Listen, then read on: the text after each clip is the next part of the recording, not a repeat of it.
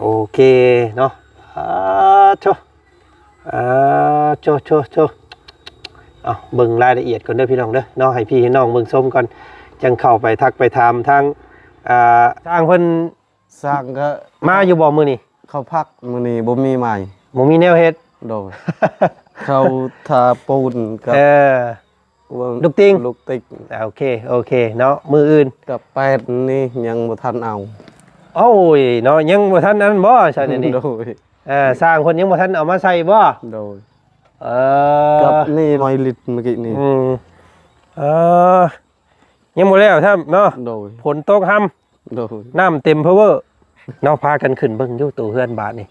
เนาะเพิ่นเฮ็ดละเอียดเรียบร้อยซำใดเนาะงดงามซำใดเบิ่งก่อนพี่น้องเนาะเดี๋ยวว่าจันทร์สิพาพี่พาน้องขึ้นอันนี้บันไดจักขั้นก่อโธ่เนาะอันนี้เป็นห้อง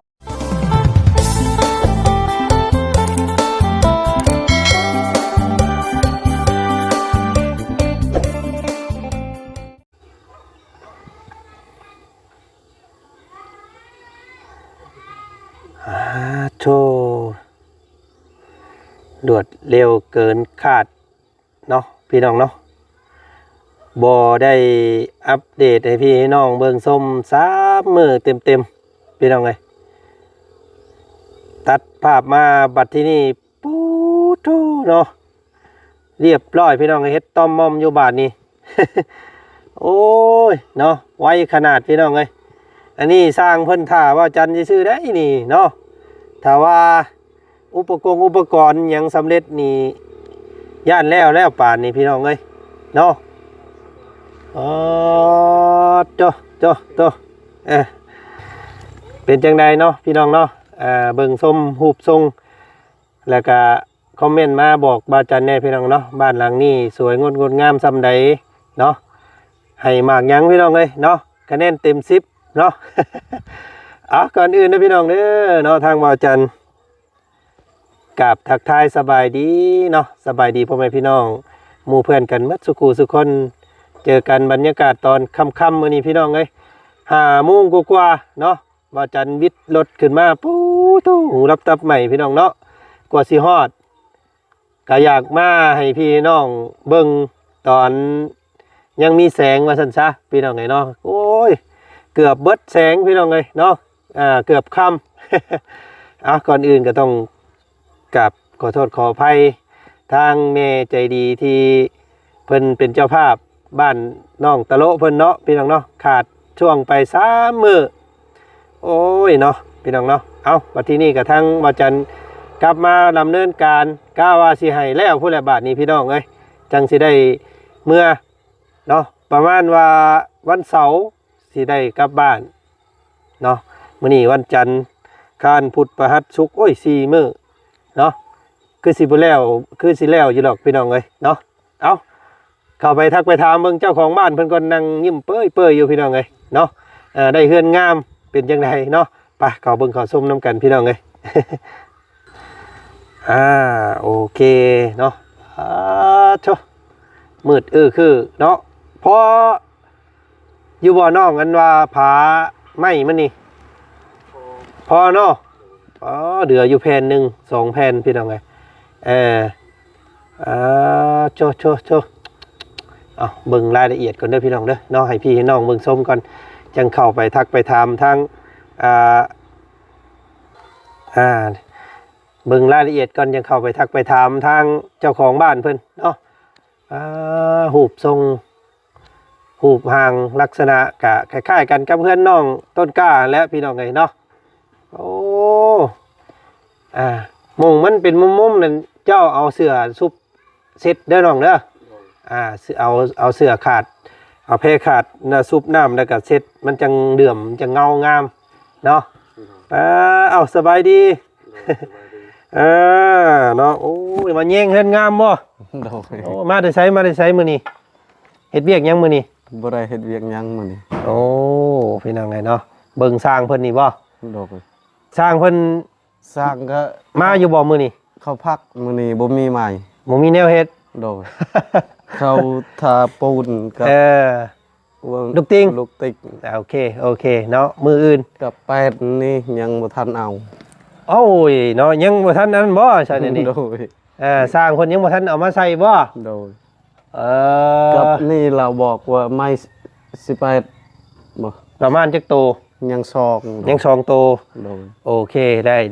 เนาะเดี๋ยวว่าจันจัดการให้เนาะขึ้นมาฮอดจอดถึงแต่บ่ยากบาดนี้พี่น้องเอ้ยเนาะเพิ่นบ่ได้มาจักมื้อเลย หากกับมือนี้เมื่อกี้นี่เลยเรามือ โอ้ มาเล่นนำข่อยอยู่นี่ เออ เรายืมเงิน50,000ใส่น้ำมัน ใส่น้ำมันเมื่อ โดย โอ้อ้าวโอเคมื้ออื่นบ่จันสิสร้างมาให้เนาะเป็นลูกติงก็ประมาณ2มัดแล้วก็ติงน้อยติงใหญ่แล้วก็ดินบล็อกเนาะ โดย แล้วก็ปูนนี่แหละพี่น้องเอ้ยแล้วก็ปูนกับเฮทรายนี่แหละเนาะเบิ่งทางเข้ามาได้อน้องเด้อ โดย เนาะว่าทางมันบ่ได้นั่นบ่ตั้งแต่อ้ายเมื่อนี่ยังบ่ทันได้ตกบ่ผลนี่ ตก ตกอยู่ ข่อยก็ว่าสิขุดห้องน้ำก็ค่อยซักน้ำจนเต็ม น้ำเต็มเลย โดย น้ำมันไหลมาแต่บ้านผม แล้วก็ว่าสิขุดต่อบาดมือเลย ยัง เอียง มัน บาดมือ บ่อยากเศร้าบันไดนั่นยัง มันยังเจ็บอยู่ โดย โอ้ ค่อยว่าสิเอาหน่อไม้ให้สร้างเพิ่นกินแล้วว่าอยากหน่อไม้ลายเลย ค่อยก็ไปหาให้พัดขุดบาดมือ โอ้ยช่างฝ่ายพี่น้องพี่น้องเนาะใส่มาเบิ่งอยู่เนาะอันนี้เก็บไว้เด้อน้องเด้ออันนี้ โดย เก็บบ่ให้ย่างยาย เก็บ แบบ แล้ว นี้ เด็ เด้ ก อ น้อยลิตรเมื่อกี้นี่ เออยังบ่แล้วท่านเนาะ โดย ฝนตกห่ำ โดย น้ำเต็มเพอเวอร์คำบอกตั้งเฮ็ดนี่ก็มื้อนึงก็แล้วดอกพี่น้องไง โดย เอาพังเบิ่งมื้ออื่นมันบกเลยเด้จังหาศพมือมาใส่ก่อนจังเฮ็ดเนาะอันว่ามือเจ้าหันพี่น้องไงโอ้มันอักเสบเชยเป็นอย่างอื่นได้หัน ค่อยเอามีดตัดหญ้าหั่นตัดหน่อไม้ ตัดหน่อไม้ปาดมือตัวเอง โดยหน่อไม้บ่เข้า โอ้ย เข้ามือค่อย เอาเดี๋ยวจังค่อยเฮ็ดเนาะ โดย เพราะว่าเฮือนก็ยังบ่ทันแล้วพี่น้องไงนี่เนาะโอ้เป็นนี่ได้เฮือนเนาะ เมื่อเห็นน่ะ งาม งามบ่ โดย ดีใจได้เนาะ โดย ดีใจซำใด ดีใจหมดใจเลย พี่น้องเลยเนาะสุดเลยเนาะ โดย บ่คิดบ่พันแหละพี่น้องเลยว่าสิมีเฮือนแบบนี้เนาะ โดย เป็นเฮือนหลังแรกได้นี่เนาะ โดย ของชุมเจ้ายังบ่เคยมีเฮือนตัวเองจักเทื่อแม่นบ่ โดย ตั้งแต่อยู่นํกันมา บ่มีจักเทื่อ มีแต่เฮือนหลังตัวน้อยๆตัวเจ้าม่างนี้เนาะ โดย อันนั้นก็เจ้าเฮ็ดเองเจ้าบ่ โดย โอ้พี่น้องไงแรกๆบ่จันมาพบมาพ่อน้องเพิ่นพี่มาอยู่พี่เพิ่นจุไผ่หนึ่งเข่าช่วงซ้ำประมาณนี้แหละเนาะประมาณคำประมาณนี้แหละว่าจันแดนลงมาแต่เมืองนองมาเห็นคนไผ่กลุ่มอยู่เห็นเฮือนหลังน้อยๆพี่น้องไงเนาะกะเลยย่างมาเบิ่งมื้อน่ะย่างมาเบิ่งก่อนมาบัดมีคนอยู่อีหลี คิดว่าเฮือนครัวเฮือนหยังเพิ่นสิซื้อว่าซั่นเนาะคิดว่าเฮือนไผเฮือนหยังสิซื้อก็เลยมาบัดอยู่เป็นครอบครัวเห็นพ่อกับลูกแม่บัดนี้เอ้าก็เลยทักถามแล้วก็ทำความรู้จักน้องเพิ่นจากหันมาเลยเนาะจนปัจจุบันนี้พี่น้องเนาะก็เกือบ2 ปีแล้วเนาะ โดย ที่พบพ่อกันแรกๆเนาะ โดย แม่นบ่จำอ้ายได้บ่มือแรกๆเลย จำได้ เจ้าก็ยังงงเงงขึ้นมาแต่มุงนอนเนาะตอนนั้นเนาะ โดย เมื่อยนั่นแหละพี่น้องไงเนาะก็ถือว่าบุญรอดจอดเกี่ยวบุญจอดถึงกันมาสั่นซะเนาะเอาก็นี่แหละพี่น้องเนาะเฮือนซานบ้านซองก็โอ้เนาะเฮ็ดงามไม่รีพี่น้องไงสร้างเพิ่นไปเนาะพากันขึ้นเบิ่งอยู่ตู้เฮือนบาทนี่เนาะเพิ่นเฮ็ดละเอียดเรียบร้อยส่ำใดเนาะงดงามส่ำใดเบิ่งก่อนพี่น้องไงเนาะเดี๋ยวว่าจันทร์สิพาพี่พาน้องขึ้นอันนี้บันไดจักขันก็จักขัน2 4 6 7ขันพี่น้องเลยฮึบไปขึ้นเบิ้ง7ขันเนาะถือว่าเป็นเลขที่งามละเอียดพี่น้องเลยโอ้ยังบ่ทันได้ย้อมสีเนาะสร้างผู้นี้เนี่ยเพิ่นสิเฮ็ดต่างจากสร้างผู้อื่นเนี่ยเพ ราะว่าเพิ่นจะเฮ็ดตัวนี้มันบ่ได้เข้าไปฮอดคือบ่ได้ฮอดขางเนาะเราว่ามันจะงามเราว่าเมนความเล่าพี่น้องไงงามเนาะเอตึกจักขึ้นมามืดคือบาทนี่พี่น้องโธ่เนาะอันนี้เป็นห้องนี่เจ้าไปซุบน้ำมาเซ็ตนี่เซ็ตอันนี้ออกมันจังเงาเว็บเลยพี่น้องไงเนาะสุดอิงติงเนาะทั้งพุ่นกับพี่น้องไงนี่อันตัวนั้นมันเจ้าโบเซ็ตตะกี้ผู้มันเซ็ตโบอยากเถิงนะบาทนี่เจ้าเอาไม้ต่อเอาเนาะโดยมีตักนะครับทั้งนี้อาจารย์ตั้งใจปิดเลยพี่น้องเลยเพราะว่ามันปองเยี่ยมหลายมันก็มันยันมันมองงามเนาะเจ้าออกมานอนนอกก็ได้ให้ลูกสาว2 คนนอนในลูกสาว3 คนเจ้าออกมานอนนอกก็ได้2 ผัวเมียเนาะพี่น้องไงซ้ำเป็น2 ห้องคือเก่าหั่นแหละเนาะอันนี้ก็ปองเยี่ยมเปิดลงซองเมืองห้องน้ำซองเมืองห้องครัวเนาะซองทั้งนั้นแหละพี่น้องไงเนาะอันนี้ปองเยี่ยมพอดีเนาะอันเป็นเนาะปึ๊บเข้ามาพี่บาทนี่พี่น้องไงอันนี้ยังเหลืออยู่ประมาณ2 แผ่นเนาะยัง2 แผ่นเดี๋ยวซื้อมาให้เนาะอันนี้ก็เป็นห้องนอนต้องปินมาพี่เด้อปินหัวนอนอยู่พุ่นปินหัวไปพุ่น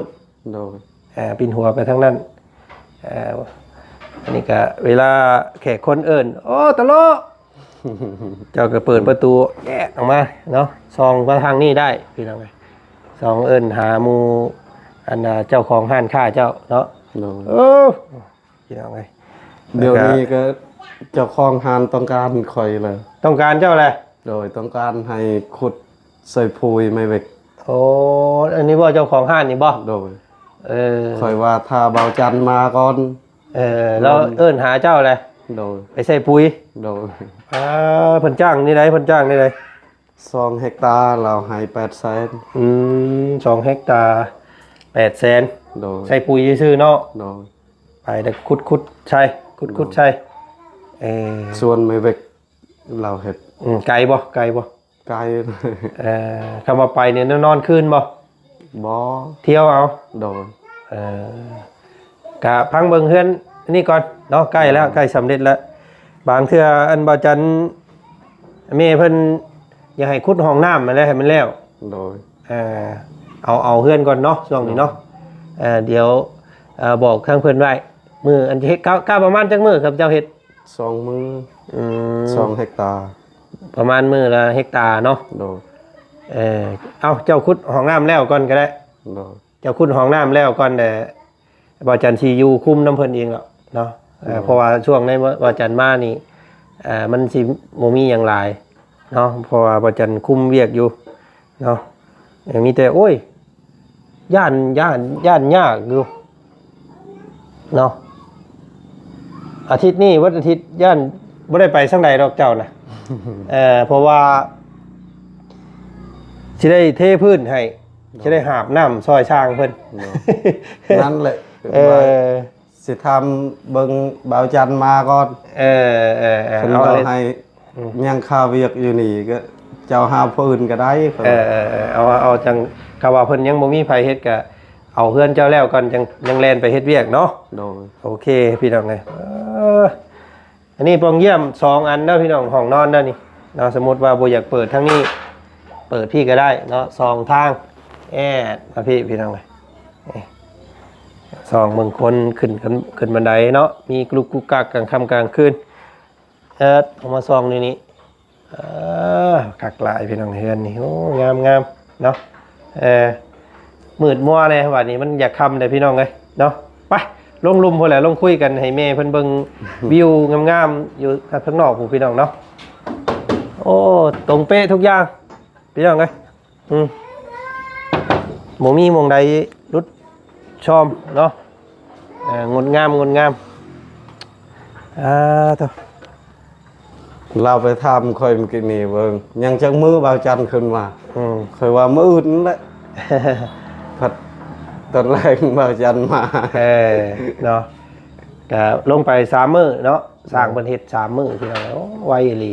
มื้อนั้นก็เราไปดอกหมด3คน4กับค่อย เป็นแสดงว่าเฮ็ด2 มื้อนึงขาลงไปนี่เนาะ โดย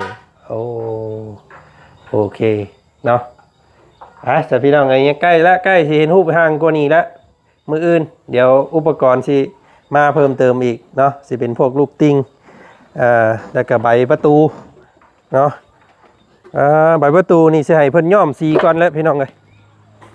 ให้เพิ่นย้อมสีซะก่อนจังสิเอาขึ้นไปใส่มันจังบ่เปื้อนเนาะย้อมสีสแลกก่อนโอ้งามเด้อพี่น้องเฮือนน้องตะลุเพิ่นเนาะเฮ็ดองค์ตรงอยู่ไปเสร็จแล้วมื้อนี้ค่ำเลยพี่น้องเอ้ยมื้ออื่นเดี๋ยวสิสั่งไม้สั่งตอกมาให้แต่เช้าเนาะพูดละเมื่อเบิ่งเข้าของผู้ไปเนาะใส่สามีเจ้าเด้อยู่เฮือน โอเคไปพี่น้องเอ้ยเนาะเมื่อถ่ายอยู่เฮือนถ่ายอยู่รถก็ได้ถ่ายอยู่รถเห็นเด้อโดนเนาะพี่น้องเนาะกะฮอดจอดถึงเรียบร้อยเป็นหูเพื่อนห่างซ่านของน้องตะโลเพิ่นเนาะมื้อนี้กะมาฮอดแล้วพี่น้องไงเนาะวิ่งรถตั้งแต่สวรรณเขตขึ้นมาเซโปนเนาะกับภาพมันอยากมันมืดแน่เพราะว่าคำเนาะพี่น้องเนาะ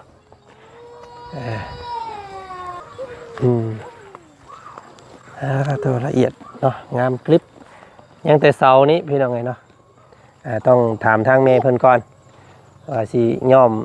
สีบอพี่น้องไงเนาะเป็นสีมักเลื่อยเงียมนะไม่เล็กไม่เคลือบเงาเนาะยกระดับความงามขึ้นตืมนี่แหละต่อหลังคานี่ว่าจะตั้งใจให้เป็นสีไม่เข้มแบบนี้พี่น้องเนาะเพราะว่าถ้าเอาสีจ้าเลยตัวบ้านขึ้นไปมันอาจจะกลมกลืนกันโพดเนาะมันยันมันบดตัดกันว่าสันชาทีนี้ว่าจันก็เลยเอาสีไม้เข้มสีไม้เปลือกมังคุดเนาะตัดด้วยสีขอบน้ำเงินพี่น้องไงเล่นสิมันแล้วก็ทั้งนี้ทั้งรุมมันจังว่ากันไหมเนาะบันไดคาดว่ายังประมาณ3 มื้อนะพี่น้อง3-4 มื้อแล้วเนาะว่าจันคิดว่าเนาะเป็นยังไงงดงามคอมเมนต์มาเด้อพี่น้องเลยเนาะถักหลายเนาะบ้านหลังนี้บ่น้อยบ่ใหญ่พี่น้องเลยเนาะพอดีอยู่เนาะพอดีมื้อนี้ก็มีแม่เพิ่นฝากของมาให้นั่นแหละเนาะเพิ่นเอารถน้องแม่นของเจ้าเบิ่เลยอยู่ในหันพี่น้องเลยระวังเด้อมันแตกเด้ไข่พี่น้องมีไข่แบกเอาเบิ่เลยเด้อมันขาดเด้อ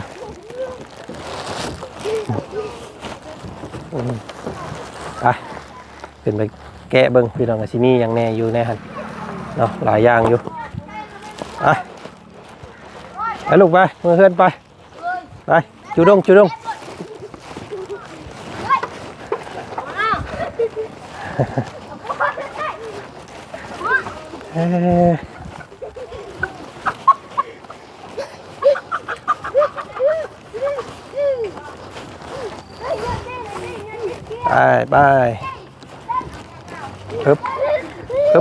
ปึ๊บ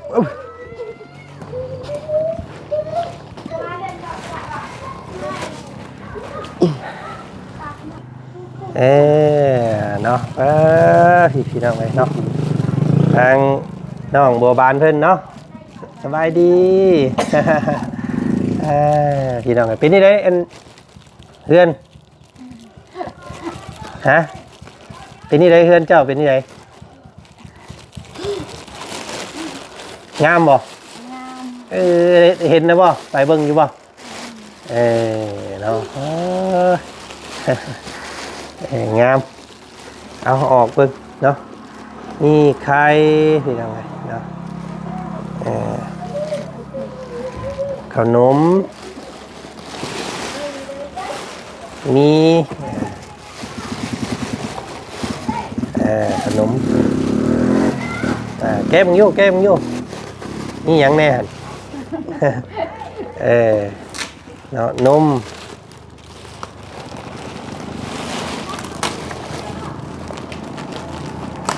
กันนี่เกลือเด้อ โดย แต่แก้รถนี่ยังแน่อยู่ในหันอันนี้น้ำมันพืชโอ้มีส่งเกลือได้หันพี่น้องเลย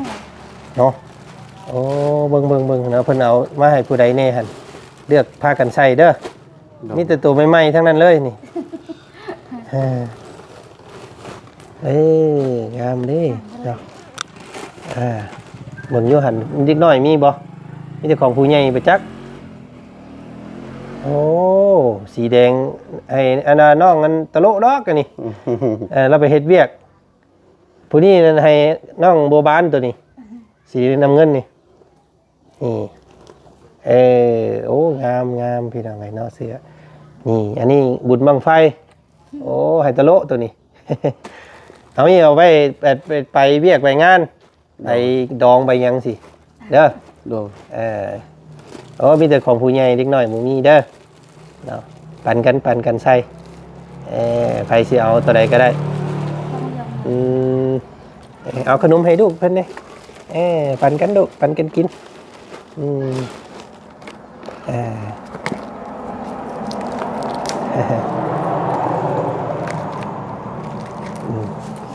จ้ะ เนาะเอาพี่น้องเอ้ยเนาะสำหรับเครื่องอยู่ของกินในมื้อนี้เนาะเป็นของทางแม่คนละคนเด้อกับผู้ที่เฮ็ดเฮือนให้เจ้านี่ผู้นี้น่ะเป็นแม่ยุ้ยกับพ่อตุ้ยเนาะมีนมมีไข่มีขนมมีส่งเสื้อแล้วก็มีอันว่าเกลือเนาะแล้วก็น้ำมันพืชพี่น้องไงมื้อนี้เนาะแม่เพิ่นมาฝากมาต้อนเนาะ โดย เป็นแม่ยุ้ยซื้อเพิ่นเด้อ โดย เพิ่นเอาซื้อมาให้นี่พี่น้องไงมื้อนี้เนาะปั่นกันใส่ปั่นกันกินเสืองามๆเลยพี่น้องเลยเนาะเอาพี่น้องไงเนาะเก็บไว้ใส่พวกนี้เป็นเครื่องใหม่ทั้งนั้นเลยเอาไว้ใส่ยามเป็นเวียกเป็นงาน โดย ยามไปงานดองเนาะไปซอยเวียกเพื่อนดีพีตายไปเพื่อนบุญเพื่อนศิลเนาะ โดย ไปตลาดตะลี่จังพากันใส่ชุดนี้ก็ได้ตัวที่เอาใส่ไปเฮ็ดเวียกก็ใส่ตัวที่ว่าอ้ายเอาให้มื้อนั้นก็ได้เนาะหลายๆตัวเนาะได้อยู่บ่มื้อนั้นได้ตัวใส่อยู่บ่เอาไว้ใช้หลายส่งเสื้อใส่อยู่ที่เพิ่นเอาฝากไว้พุ่นเนาะพี่น้องเนาะเลือกเอาตัวใดเซาใส่ได้ก็ใส่ตัวใดใส่บ่ได้ก็ไปแบ่งน้องนํเด้อ โดย มื้อนั้นเนาะเอาไปฝากเพิ่นนำ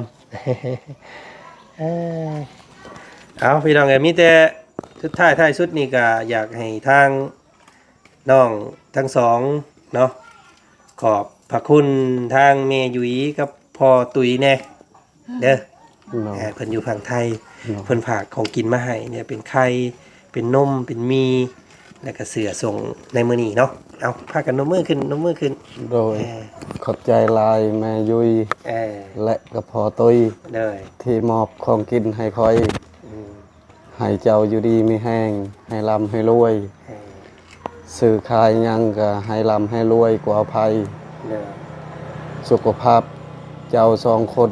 ก็ขอให้แข็งแรงตลอดไปสาธุ เลยเนาะน้องโมบาน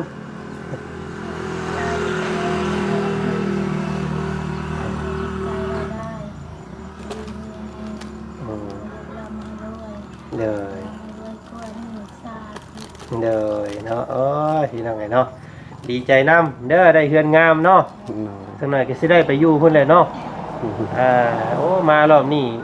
คำว่าแล้วไว้นี่ก็สิได้ขึ้นเฮือนเลยได้นี่พี่น้องเลยเนาะ โดย หามื้อหาวันขึ้นแล้วมันจังไปอยู่พุ่นโลดเนาะ โดย พี่น้องอยากไปอยู่พุ่นอยู่บ่ ยาก วันแล้วคำว่ามื้อไปซะก่อนจังขึ้นไปเอาไผเนาะ โดย จังไปติดตั้งอยู่พุ่นเพราะว่าตอนนี้มันก็ยังบ่ทันแล้วครับต้องให้มันแล้วสมบูรณ์ก่อนจังไปเนาะ โดย พี่น้องไปก็เที่ยวไปเที่ยวมาคือเก่าหั่นแหละตอนเว้นก็มาดินอยู่พี่แน่ตอนขึ้นก็ไปนอนอยู่พุ่นเนาะ โดย ยันไปปูปับโลดสิหน่อยเพิ่นเหงาได้หั่นเนาะ กะบ่ป้าให้มันหกมันเหือเด้อเฮือนหลังนี่เด้อ โดย บัวระวัดทำให้ไว้คือเก่า บ่ให้เด็กน้อยเรือนชาวบ้านมาดินมาหัวเนาะอัดไว้ให้น้องวันออกมาให้น้องนอนบัดนี้น้องอยู่นี่เนาะเจ้าก็อยู่พุ่นเนาะรักษาพี่น้องเอ้ยมีแต่บ่ให้ไปเฮ็ดเวียกกะยาช่วงนี้เนาะซอยเวียกอันพอสร้างเพิ่นก่อนเนาะซอยเวียกซอยงานพอเพิ่นก่อนเพราะว่าจะได้เฮ็ดห้องน้ำให้อีกเด้นี่ต้องได้ขุดห้องน้ำให้มันแล้วเนาะขุดห้องน้ำแล้วก็ตักน้ำตักหยังซอยเพิ่นนั่นแหละพี่น้องเอ้ยเนาะเพราะว่าทางแม่เพิ่นก็สิเฮ็ดเทพื้นให้อีกมันจังดินอยู่ตะลุมตะลางสบายเนาะ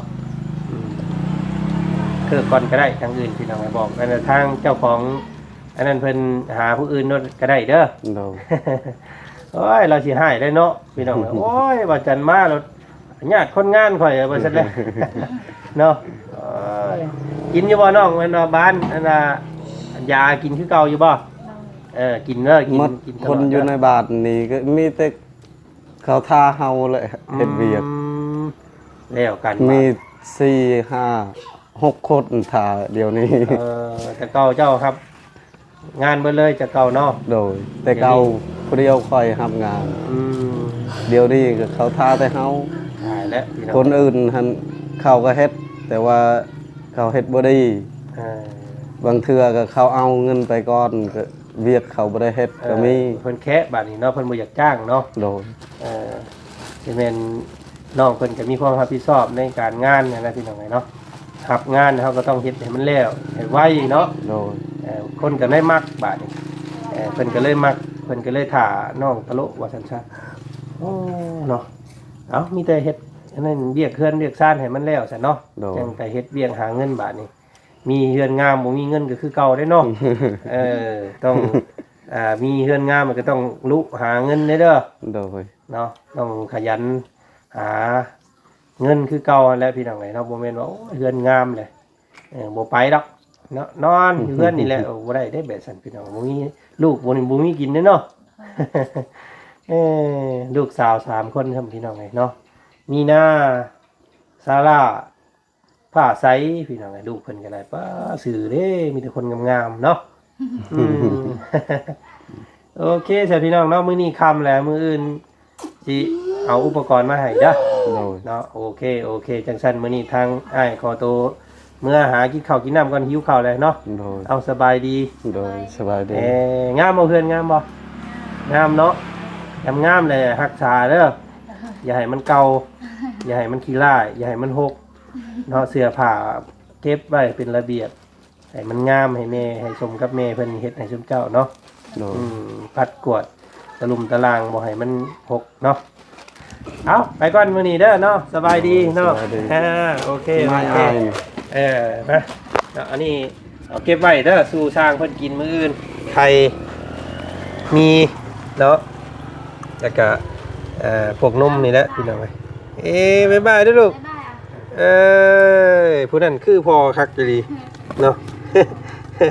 เบิดกระลูกกระเดี่ยวเด้อพี่น้องไงผู้แล้วเพื่อนแล้วซ่านยังสิตัดผมให้น้องเพิ่นเนาะหลายคนอยู่ว่าตัดผมให้ตะโลนี่เด้อว่าซั่นเดี๋ยว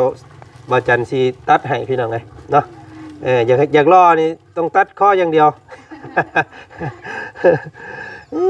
เนาะไปซะพี่น้องเนาะมื้อนี้ทางบ่จันก็ขอตัวก่อนพี่น้องไงเนาะขอบพระคุณทางแม่ยุ้ยหลายๆเด้อเนาะพอตุยที่ฝากของอยู่ของกินมาให้อันน่ะทางน้องตะโลเพิ่นมื้อนี้ก็ถือว่าค่ำพี่น้องเนาะถือว่ามาทันบ่ล่วงเวลาทันแสงทันเห็นอันนี้แหละพี่น้องเนาะเรือนภาพซ่านเนาะงดงามว่าซั่นซะพี่น้องก็ก็ขอบพระคุณเนาะเรือนงามได้ก็ย้อนพุ่นแหละพี่น้องเนาะย้อนแม่ใจบุญแม่ใจดีที่มอบทุนซื้ออุปกรณ์อันงามให้เนาะแล้วก็ขอบพระคุณทางสร้างที่เฮ็ดเฮือนให้งามพี่น้องเนาะก็ขอบพระคุณทางแม่เด้อเนาะขอให้แม่จงอยู่ดีมีแห้งขอให้แม่จงมีแต่ความสุขความเจริญเนาะสุขทางกายสบายทางใจเนาะปรารถนาสิ่งใดก็ขอให้สมใจปรารถนาเด้อแม่เด้อสาธุเนาะทางมื้อนี้ทางบ่จันขอตัวก่อนพี่น้องเนาะพบกันอีกมื้ออื่นเจอกันใหม่เนาะสบายดี